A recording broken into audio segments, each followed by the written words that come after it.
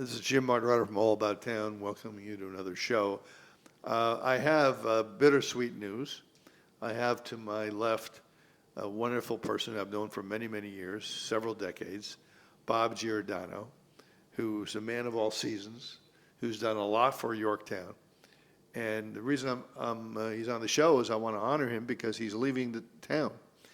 He's moving to Delaware, even though I'm going to try to extort him to stay. I don't think he's going to listen to me.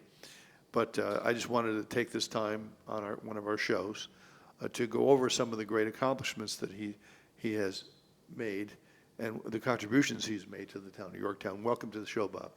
Thank you. So, where'd you grow up?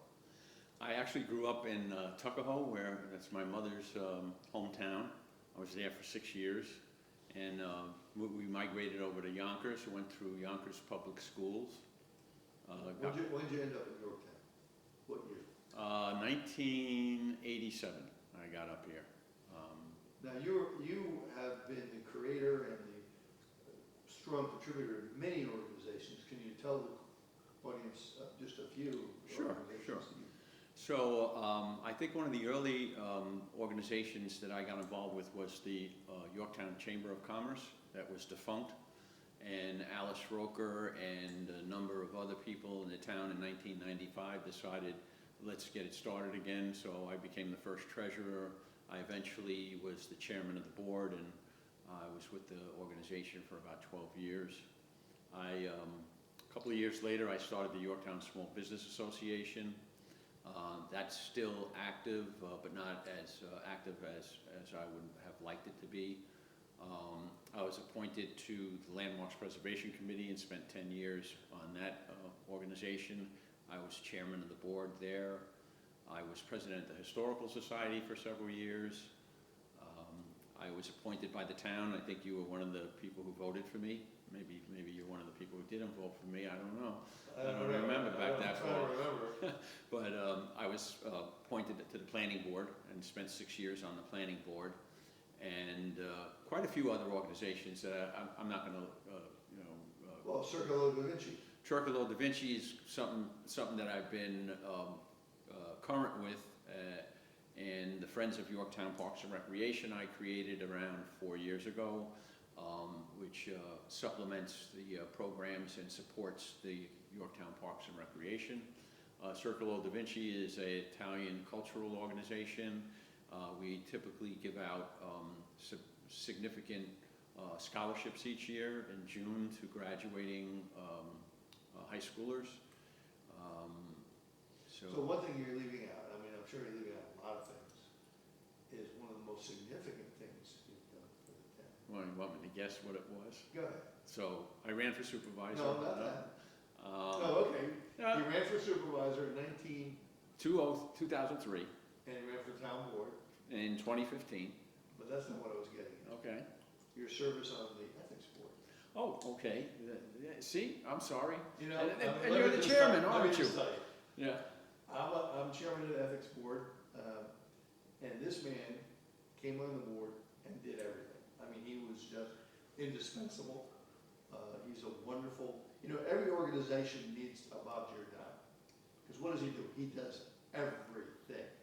Everything, and he made my life easy. Now he's he's still on it. Yeah. Technically, I am. He's technically still on it, but he's still on it. But Bob Giordano's indispensable to every organization he's on, and he's indispensable to this town. And it's very sad news. At least he didn't pass away. But we can always go to Delaware and visit him. But it's very sad news that he's leaving. Another thing you forgot to mention is that you jump into cold water in January. Well, one of the events we do with the Friends of Yorktown Parks and Recreation is the polar plunge. And so this year was the 4th, and it was the biggest. We had about 35 people jump in Sparkle Lake, and a lot of fun, a lot of laughter, and raised a little money for a good cause. I don't know how you do that, but of all the things you do, that's the one thing I wonder, like, how does this man do that? I mean, and you got my son, you're pushing him in the water. So my son calls me up, and he says, Dad, turn on channel 12, because they interviewed me. And, and of course, I want to see my son on TV. He's the superintendent of Parks and Rec in the town. And I'm told he's doing a pretty good job, although I don't know. I guess people don't want to tell me he's not, but I hear he's doing a good job. Anyway, so he tells me, turn on Channel 12. So when you watch Channel 12, they have an hour loop. You have to watch the whole hour to get to maybe the thing you're waiting to see, especially if you're waiting for the report on the polar bear, crazy people that jump in the water in January. So I wait the whole hour to watch my son on Channel 12, and instead of him, this guy goes on. What happened there, Bob? So, first of all, I had tried to get Channel 12 to several events, including this event, and they never made it. They said they would come, and they just never made it. I guess the news cycle is such that they have to go to the fire before they come to something like our event. So News 12 just showed up this year, and I said, "Who told you about it?" And the reporter said, "My boss," and she told me I should come here. So she interviewed me for probably 20 minutes. Your son Jim was interviewed probably for 10. Several others, but if you know the cycle of the news and what they do, they go in and somebody says, "We need a 20-second clip." Right. And then they go, "That's it." And they take that 20-second clip, and the other 20, 30 minutes is tape that goes on the floor. So let's talk about your life in those terms. Say we had to make a little video of your life, the whole thing, the whole ball game, and you had only a 20-second clip. What would that clip be like? Probably, I would think that if it was the last 20 seconds of my life, I'd probably. No, not the last, but I mean, if you want to sum up your life, the best moments of your life in 20 seconds, what would it be? 20 seconds isn't a long enough time. Give me a minute. Let's give it a minute. I enjoy helping others, and I am surely a driven person. When I commit to something, I'm damned if I do, damned if I don't. I'm going to get it done. Nobody's going to get in my way of if I decide that something needs to be done. So I don't know if I answered your question. That's good. I mean, people like Bob Giordano have to be honored because we lost two people recently in the town of Yorktown that I never got a chance to have on the show to say thank you to. One is Alice Roker, of course, Yeah. who I met a long time ago when we campaigned together, when Al Roker was around and we were going to the Grange Fair and we were shaking hands. And when I ran in 1990, when did I run? 1991. I think you might 91. 91? 91, and that was a long time ago. Yeah, because of 20 years. I was elected in 1991, And 2001. and 2011 was my last. Right. Was my last. So 20 years. Can you imagine 20 years? How many hours of town board meetings? Anyway, but we lost Alice Roker, who was just unbelievable for this town, and we lost my good friend Stu Glass. Stu Glass was a young man who also came from Queens, like Peter Clary here, who's sitting a little bit behind the camera. He was also a very wonderful guy who you'll learn about if you keep watching the show, because I'm going to drag him on one of these shows. Anyway, but we lost Stu Glass. Stu Glass was a really brilliant, wonderful guy. I mean, he just was fabulous. He would give you the shirt off his back. He would do everything for the town that he could. He worked for a school, university. He then worked in Lanny Gilbert's office when Lanny Gilbert was the supervisor, and then he worked finally in the county of Westchester. He retired finally after all this work, I think in January. 2 days later, he got a diagnosis of cancer, of pancreatic cancer, and then last Wednesday, he passed away. I went to the funeral, and his daughter spoke, and Lanny Gilbert spoke, and his friend spoke. Bob Gross. Do you know Mr. Gross? Neil Gross. Yeah. Bob Gross. Yeah. I got you on my mind, Bob. Yeah. Bob Gross. Neil Gross spoke. It was really sad. And, it goes to show you that you don't know how much time you have. I mean, you just don't know. And that's why when Bob invited me to speak at Circolo da Vinci last week, and I spent the time talking about life's lessons, what Yeah, I've learned. good And, call. and you know what I've learned as the most important lesson is to appreciate great people like Bob Giordano while you can. People that give and give and give and never ask for anything back. And it's about time you got something back, Bob. Well, thank you, Jim. That's very kind of you.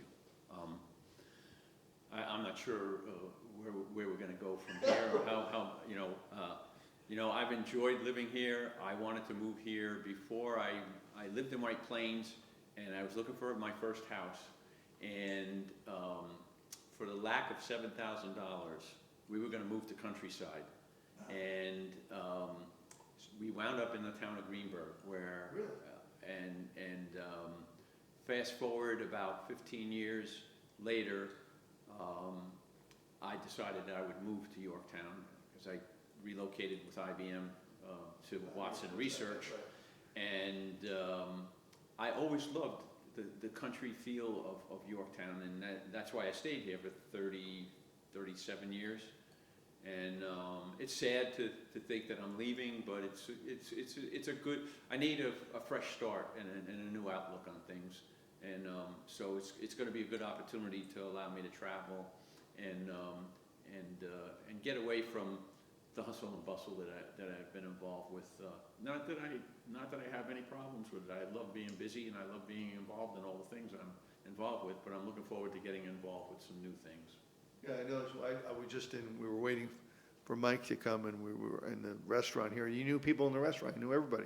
Yeah, well, it's amazing, if you're involved with, and I was involved heavily with the Democratic Party for a long time, and I have lots of friends on the Republican side, as you have. And I was involved with the Huntersville Association as president and treasurer for many years where I live. So when you're involved with so many different organizations, you meet so many people that you wouldn't otherwise meet. And yeah, 35 years, I probably know quite a few thousand people in town, and I'll miss everybody. You remember Al Capolini? Oh yeah, He was a good friend. yeah. Al Capolini, he was a wonderful man, and I followed him. Like he went to Fordham. I went to Fordham. He was a couple years ahead of me, and then he went to the DA's office. I went to legal aid. He was a couple years ahead of me, and then he moved to Yorktown. I moved to Yorktown. He was on the town board. I was on the town board, and he was supervisor. I never became supervisor. You were deputy. I was deputy. But anyway, so Al Capolini was this wonderful man who, Peter, you probably missed him because he passed away, unfortunately, suddenly. Again, he had something on his neck, went to the doctor, almost like, Lung cancer. almost like glass, Very quickly. Stu Glass. He found out and boom. But Al Capolini, one time, I think I mentioned this at Circle of Da Vinci, he stops me, he says, Jim, he was with the Lions, Yeah, right? Yeah, And he says, you gotta come, I'm gonna buy you a ticket, you gotta come to this dinner. And so I did. He bought me the ticket, and I went to he said, this speaker is unbelievable. And there was a man there, I don't remember his name. And the whole thing of the guy was, don't worry about regretting something in the past, don't plan for the future, experience the moment. Right. Be in the present. And that really, Al thought this was the greatest idea in the world. It was not something that I hadn't previously thought about, but it's nice to be reminded that so often, we worry about the past and we think about the future and we miss the moment and appreciate. So that's why I want to appreciate this moment with you. Because you are a person that doesn't get the accolades you should get. And it's really been an honor being your friend all these years, Bob, but you're really going to be sorely missed. Thank you. Well, a little Al Capolini story too. I did serve on the Lions with him, but often as chairman of the Landmarks Preservation Committee, I was up against him in front of the planning board or the town board because he inevitably would be representing the property owner, and we were advocating to have it landmarked, and he would be supporting the property owner, saying we don't want it landmarked. And I took some criticism from people, and I had to push back on them because they said they saw me after meetings going out to have a cup of coffee or a drink with Al, and they're going like, you're sleeping with the enemy, and I'm going, he's not the enemy. We just have opposite points of view on this particular, project. But he's not my enemy, and so we always maintained a good relationship, even though we might have been on the opposite sides of an issue. He was a guy that had friends on the whole spectrum. He used to call me sweetheart, probably called you sweetheart a number of times, right? Yeah. I thought I was his only sweetheart. No? No, I wasn't the only sweetheart. No, you weren't. I was. And people just loved him. They loved him so much that when he passed away, they dedicated the cultural center in his Al Capolini Cultural Center. Yeah, I've been talking about what, after 20 years on the town board, I was hoping to get something dedicated, and I think that's going to happen. Let's not go there. This is a family show, but I don't know. I don't think it's going to happen. But they should have bricks in the like they do in Hollywood. They have a little brick dedicated. Jim Martorano brick. Yeah, but right next to the Bob Giordano brick. So what is it that you most fondly remember about Yorktown as you leave town? Well, I've done a lot of biking, hiking, running in the town, so I'll probably miss a lot of the trails. Turkey Mountain's a wonderful place to walk up, and you can actually see New York City on a clear, you can see the Manhattan skyline from there. I'll miss the historic aspects of the town. One of the, I think, most magnificent landmarks in town is the old Croton Dam. That Don't swear on the show. No swearing on the show. Yeah, but that's been underwater for since, well, I think it showed itself in the 50s, but when the new Croton Dam was built and finally flooded over the old dam had been underwater from 1907 to 1955, and they had to lower the water level in the new dam to make some inspections back in the 50s, and the old dam became visible for a period of time.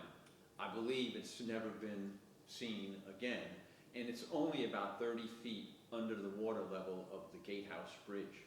Wow. And so that's a national, state, and locally designated landmark. It's a fantastic. I have beautiful pictures of it. I have etchings and engravings of it. If it says the old Croton Dam, it doesn't say the old Croton Dam, because the story is this: it was always known as the Croton Dam. They never referred to it as the old Croton Dam until the new dam was built. So people say, where's the old Croton Dam? Well, and it's underwater when the new dam flooded over. What about the new Bob Giordano? Is there an old Bob Giordano? Yeah, there's a new one coming, but you haven't seen him yet. Well, what's it gonna be like? I mean, here you are, you have roots, you have been here a long time, you're known to so many people, hundreds and thousands of people, different organizations, and now you're moving to a completely new place. What's that gonna be like? I don't know. It's not like I won't be back here. My grandkids are here. My daughter and son-in-law are in the Bronx. My son and daughter-in-law are in Yonkers. Delaware, where we're moving to, is 4-hour drive, so that's not that far. Yeah, we are taking, I don't want to say a risk, but things are going to be different because we're going to a place that we don't know of. We don't have friends there. We don't have relatives there. Closest relatives would be my brothers in Richmond, about 6 hours. Good boy. So we're really starting over. Wow. Actually, wasn't there there was a movie called Starting Over, I think with Burt Reynolds, one of the funniest movies, a long time ago, where he goes to a department store and he has an anxiety attack and they have to give him a brown paper bag. I'm pretty sure that's the movie, one of the funniest scenes. Burt Reynolds, believe it or not, had some comedic abilities. No, he was a funny guy. Funny guy. Yeah. You're a funny guy, Yeah. right? Yeah. Anybody ever say that to you? Yeah, very often. People- Especially you. Well, I think you're a fun guy. So what, tell me, when is the exit, what's the exit strategy? How long, much longer you're going to be here? Well, we're targeting putting the house on the market as a private sale by July, and once the house is sold, we'll relocate either in a rental or hopefully in a new single-family home in somewhere below Dover. We like southern Delaware better than northern Delaware, but that could change. Gee, you know, your Delaware is now southern versus northern. If somebody were moving to the town, brand new person, you know, and Melanie Gilbert, I was the fool that told him, move to Yorktown, the poor guy. And he moved in. People coming up all the time. But somebody moving in, a new person, what advice would you give them about the town and how they should get involved, not get involved? What should they do? So, a number of the organizations that I'm still currently involved with have a major issue, and I think it's a general problem in a lot of volunteer organizations. There's a lack of volunteers, and what I've said on Circolo Da Vinci, on the Friends organization, on the YSBA, and many others is like, where are the people that should be coming up behind you? I'm 74 years old. Some of the people on Circolo are older than me. You know, Tony Grasso just passed away, and he was an active member, and he was 95. And I look back and I see my son and my daughter in their 40s, and I say, where are the 30, 40, and 50s? And then I think, where are the 60-somethings?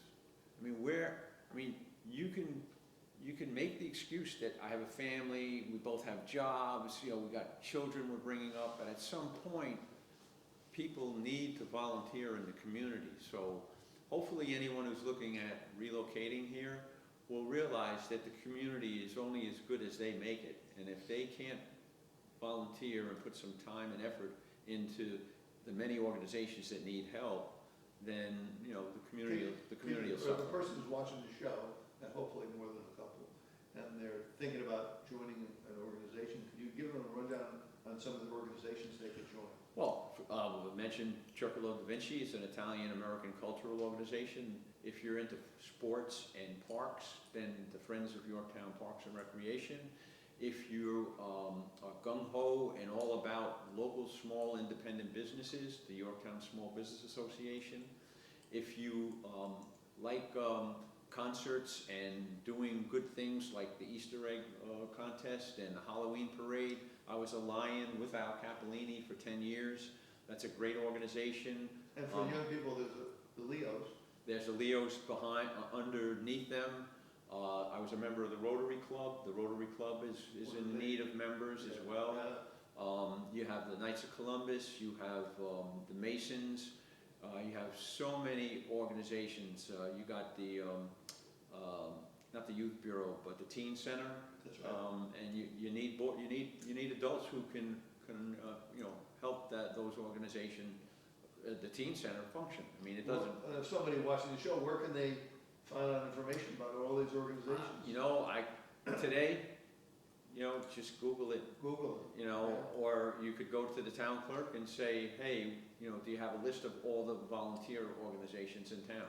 You got Boy Scouts, you got all the athletic leagues, Shrub Oak Athletic Clubs. I was a coach for 20 years. Yeah. I was a So baseball coach. So there's no shortage of places that need adults who can help, you know, run them and raise funds and get their programs and events off. Of all the organizations you belong to, which one are you most proud of? And, you know, what role did you have? One that I didn't mention that I was particularly very happy with was the Christopher Columbus Society. Oh. And that was an Italian men's social club, but the camaraderie there was very very significant for a number of years. I was a member there for 13 years. I served as treasurer, as president, and most of all, I was like the chief cook. And so I just loved to take the, you know, that whatever day we were meeting, the afternoon off, go do the shopping and make whatever we were going to make for 20, 30, 40 guys. Some, you know, some a little rougher and gruffer than others, but it was a nice mix of Is it still going on? I believe they're still functioning. They own a building in Mayapack, and but I've been away from there for about 10 years. Now, is there still Community Day in Yorktown? I don't believe there is anymore. They used to have that at the school. Joan Valentine. Yeah, I we think, used to have a run Community Day, that. Yeah. and all the different organizations would come, and people would go there with the Yeah. kids. There was hot dogs, hamburgers, given Yeah, out. the Lions would do the hot dogs and hamburgers, but I think that fell through the cracks. It's one of the things that they just stopped doing. That's a shame. Yeah. Because people could go there and sign up for all these organizations. Yep. I think one of the problems is people just don't know, where to go, what to do, how valuable their efforts can be. Well, I could tell you that over the years, I've put articles in the local papers, the Examiner and the Yorktown, yeah, they're gone. But both papers carried, press releases and/or calls for action, looking for board members, and then a description of, we need somebody with a financial background or marketing or communications. And very rarely did we get any responses to that. So What about the, once a year, we have the, Yorktown shuts down and we have all the businesses and everything, the street fair. street fair. What about that as a possibility to take the place of community fair? Well, they're doing a Spring Fest the same day we're doing the Mercado, the marketplace at the Cultural Center, and the Chamber is doing it, and yeah, they bring together. The 26th, in the same day your son is getting married. Thank you. Okay, so and you'll be walking in the woods. Yes, he's getting married in the woods, a mile into the woods, Yeah. because he knows his father can't walk with a bad hip and bad knee, so purposely, sadistically, he's getting married at a tree, the biggest tree in Yorktown, into the woods. Yeah. I can hardly wait to stagger. I'm asking if he can get me an ATV, is that what it is? Yeah. He's telling me an ATM, but I don't want an ATM, I want an ATV. If you had a choice between an ATV and an ATM, I'd take the ATM.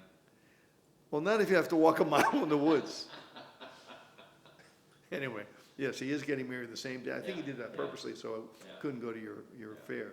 But what I was going to say is the Spring Fest that the Chamber does, and what they call the street fair in October. The intentions, as I understand, both of them, while they have food trucks and they have often they have a car show, and then they have rides, and then they have businesses displaying their products or services. So that's meant to be sort of like the community day that you're referring to. Right. I think that's probably taken the place of it. So we're running out of time, and we're worried the lights are going to go off again, as they did a little while ago. So I guess I have to wrap up. I just want to tell you, Bob, that on a personal level, I'm going to miss you. You've been a good friend for so many decades. But also, as a person, a Yorktowner, I'm going to really miss you because you went over some of the things. You've probably been in more organizations than what you named. And, I mean, you're just all over the place. You've given much more than you've ever been given back. And you're, I think, the exemplar of a person who really wants to make his community a thriving and vibrant place. And you've given your all for so many years. And I would certainly name part of a building after you. Not before you're dead. I mean, before you're dead. I mean, not after you're dead. Before you're dead. Thank you. When you're still alive to see it, because you deserve it. You deserve to be, I think, honored, and your accomplishments need to be spoken of. And that's what this show is about tonight. So I want to thank you for coming on the show tonight. And do you have any final words for the people that are watching tonight? Well, I'll miss everybody, and it won't be the end. You'll see me around, and I'll be back in town.